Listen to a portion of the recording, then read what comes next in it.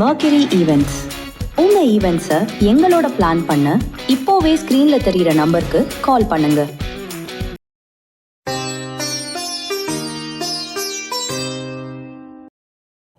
ஓம் சரணாகத தீனார்த்த பரித்ராண பராயணே சர்வசியார்த்திகரே தேவி நாராயணி நமோஸ்துதே. வணக்கம் நேயர்களே, இது மகாலட்சுமி ஜோதிடம் வழங்கும் காலச்சக்கரம். உங்கள் அன்பு ஜோதிடர் ஸ்ரீராம்ஜி பேசுகிறேன். அனைவரும் நலமுடன் இருக்கிறீர்களா? நன்றாகத்தான் இருப்பீர்கள், நன்றாக இருக்க வேண்டும். இன்றைய காணொளியில் நாம் காண இருப்பது ராகுவுடன் சுக்கிரன் நன்மையா தீமையா? பொதுவாக ராகுவோடு சேரும் கிரகங்கள் தங்கள் இயல்பை ரொம்ப எக்ஸ்டாப்ளிஷ், அதாவது அதிகப்படுத்தி கொள்ளும் அப்படிங்கிறது ஒரு நிதர்சனமான ஒன்று. இயற்கை சுபகிரகமான சுக்கிரன் உலகவியல் வாழ்க்கைக்கு தேவைப்படக்கூடிய காமம், காதல், லக்ஸேரியஸ் போன்றவற்றை தரக்கூடியவர். அழகு உணர்ச்சி, கலை உணர்ச்சி. இப்போ இதில் இவர் ராகுவோடு சேர்றதுனால இந்த குணாதிசயங்கள் மிகுதியாகும் தன்மை கொண்டதாக மாறும். ராகுவுடைய நேச்சர் ஆஃப் கேரக்டரே என்ன அப்படின்னு பார்த்தீங்கன்னா, ஒன்றை விரிவுபடுத்தி கொண்டே செல்வது.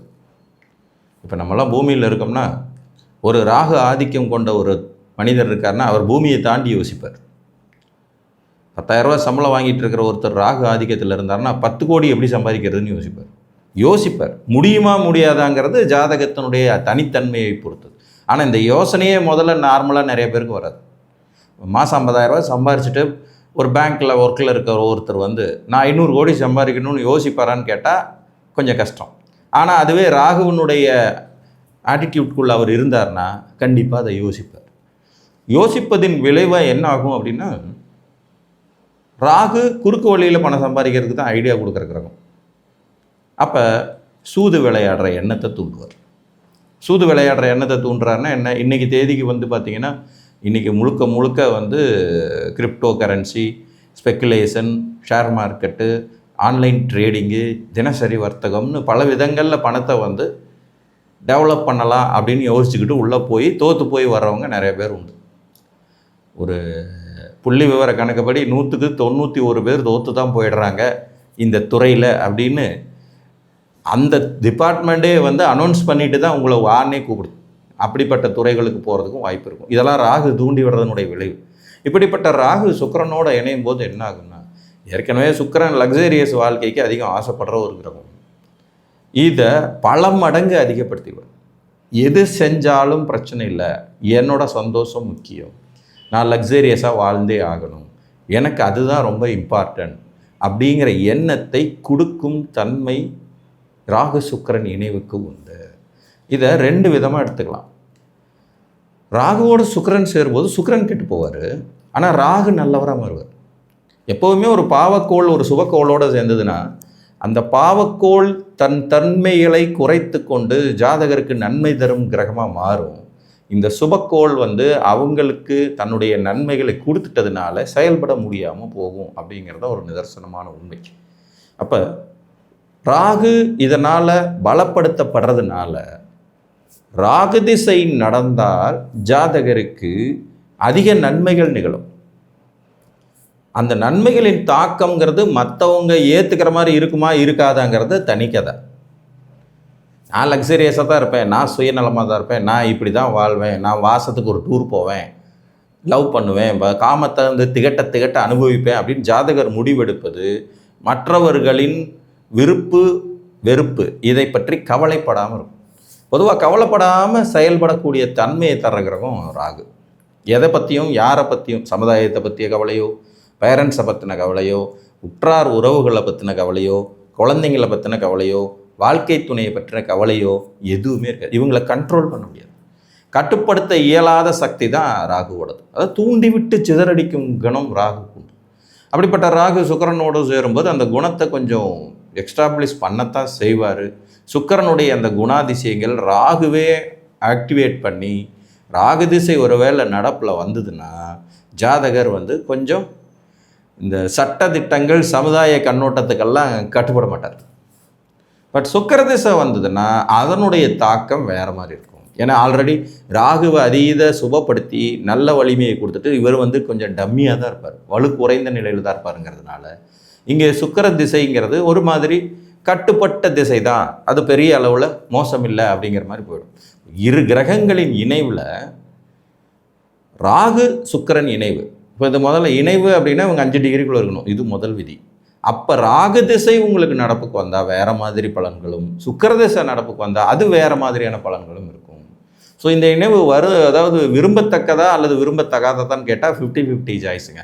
தனி மனித ஒழுக்கம், சமுதாயத்துக்கு கட்டுப்படுவது, சுயநலம் இல்லாமல் இருக்கிறது, எல்லாருக்கும் பொதுவாக யோசிக்கிறதுங்கிற அந்த வகையில் இது விரும்பத்தகாத இணைவு தான். சுய சந்தோஷம், தன்னலம் கருதுவது, வேகமாக முன்னுக்கு வரணும்னு நினைக்கிறது, அந்த முன்னுக்கு வர்றதுக்காக எதை வேணாலும் செய்யலான்னு நினைக்கிறது, அந்த ஜாதகரை பொறுத்த வரைக்கும் மகிழ்ச்சி தரக்கூடிய விஷயமாகத்தான் இருக்கும். அப்போ ஒரு பக்கம் அது நல்லது அவருக்கு நடக்கும், இன்னொரு பக்கம் அதை ஏற்றுக்கொள்ள முடியாதவர்களுக்கு மத்தியில் இருந்துட்டார்னா அதுவே ஏதோ ஒரு பெரிய நெகட்டிவ் அப்படிங்கிற மாதிரி வந்துடும். இதுலேயும் இன்னொரு நுணுக்கம் என்னென்னா, ராகு திசை தான் அந்த மாதிரியான நெகட்டிவ் குணத்தை வெளிப்படுத்துமே ஒழிய சுக்கிர திசை வெளிப்படுத்தாது. அதனால் இதில் யார் தசை நடத்த வர்றா அப்படிங்கிறது ரொம்ப இம்பார்ட்டன்ட். இப்போ சுக்கிரன் ராகு இணைஞ்சிருக்காங்க, கரெக்டாக ஒரு மிடில் ஏஜ். இந்த ஜாதகம் செயல்படும் வயதுன்னு நான் அடிக்கடி சொல்லுவேன் 20லேருந்து 60. அந்த ஏஜுக்குள்ளே ராகுவுடைய திசை நடப்புக்கு வரும்போது ஜாதகர் எல்லாவற்றையும் அனுபவித்து விட வேண்டும் என்கின்ற அதீதமான சிந்தனைகளும் செயல்திறனும் கொண்டவராக இருப்பார். இந்த சுக்கிரனுடைய ஆட்டிடியூட்ஸ் எல்லாமே ராகுவினால் பல மடங்கு அதிகமாக இருக்கும். இதுவே அதே 20 வயசுலேருந்து 60 வயசுக்கு உட்பட்ட காலகட்டத்தில் சுக்கிரதேசம் நடப்புக்கு வருதுன்னா அது அந்த அளவுக்கு வேகமாக இருக்காது. சொல்லப்போனால் சுக்கிரன் தான் பெற்ற வலிமையின் பெரும்பகுதியை ராகு கிட்ட கடனாக கொடுத்துருவார் அப்படிங்கிறது. ராகு பிடுங்குவார், இவர் என்ன கொடுக்குறது, பிடுங்கி செய்யும் குணம் கொண்ட கிரகம் தான் ராகுவும் கேது. அப்போ அவர் அவருடைய செயல்திறனே ரொம்ப குறைவாகவே தான் இருக்கும். ஒரு 20-25% தான் சுக்கிரதேச வேலையை செய்யுங்கிறது மாதிரி தான் இருக்கும். அதனால் இந்த இரு இணைவுகளில் இந்த தசை நடப்புக்கு வந்தால், அதுலேயும் ராகு திசை நடப்புக்கு வந்தால் அந்த குணாதிசயங்களை, லக்ஸேரியஸை, அதீத காமத்தை, முறை தவறிய தொடர்புகளை, சமுதாயத்துக்கு கட்டுப்படாத நிலையை, சுயநலமாக சிந்திக்கும் தன்மையை நீங்கள் பார்க்கலாம். ஆனால் அதுவே சுக்கிரதேச நடப்புக்கு வந்தால் பார்க்க முடியாது. ஏன்னா அந்த குணம் அப்போ மட்டுப்பட்டு விடும். இதுலேயும் பார்த்திங்கன்னா பாவ வீடுகளில் இவர்களின் இணைவுங்கிறது அந்த குணத்தை எக்ஸ்டாப்ளிஷ் பண்ணி வெளிப்படுத்தும். அதுவே இயற்கை சுப வீடுகளில் இருந்தால் அவ்வளோ பெருசாக தெரியாத மாதிரி மேம்போக்காக பூசி மொழிகப்பட்டு போயிடும். இப்போ மேசத்தில் சுக்கிரன் ராகு இணைவு இந்த குணம் வெளிப்படும் ராகு திசையில். ரிஷபத்தில் சுக்கிரன் ராகு இணைவு அவ்வளவா வெளிப்படாது. மிதுனத்தில் சுக்கிரன் ராகு இணைவு அவ்வளவா வெளிப்படாது.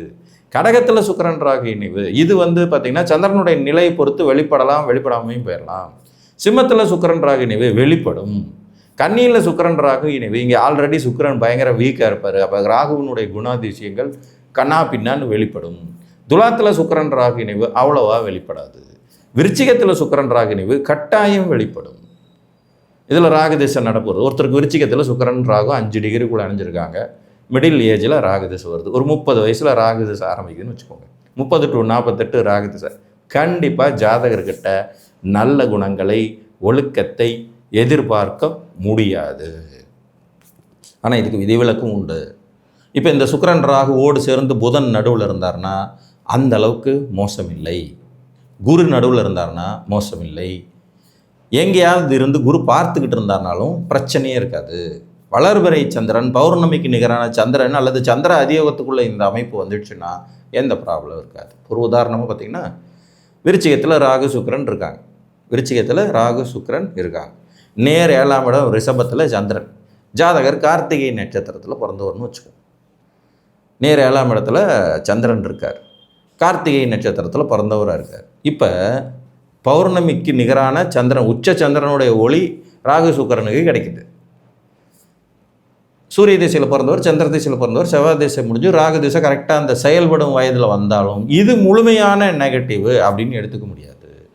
காரணம், இங்கே ஒரு பக்கம் சுக்கிரன், மேலிருந்து சந்திரனின் பார்வை, இந்த 2 நிகழ்வும் ராகுவுடைய அந்த அதீதமான சுக்கிரனை தூண்டி விடுற அந்த அதீதமான லக்ஸேரியஸ், அதீதமான காம உணர்வுகள், ஒழுக்கத்துக்கு கட்டுப்படாமல் போகிற அந்த கேரக்டர் வெளியில் வராமையே கூட போயிடலாம். ஸோ எல்லா விதிகளுக்கும் விதிவிலக்கும் உள்ளே ஒழிஞ்சிட்ருக்குங்கிறத மறந்துடாதீங்க.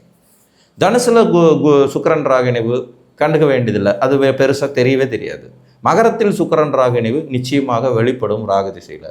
கும்பத்தில் சுக்கிரன் ராகு இணைவு கட்டாயம் வெளிப்படும் ராகு திசையில். மீனத்தில் சுக்கிரன் ராகு இணைவு அவ்வளோவா வெளிப்படாது. ஸோ இதில் சுக்கிரன் ராகு இணையறதுல ராகதிசை நடப்புக்கு வருதா சுக்கிரதிசை நடப்புக்கு வருதா, இது ரொம்ப முக்கியம். இணைந்த வீடு இயற்கை சுப வீடா பாவ வீடா, இது ரொம்ப முக்கியம்.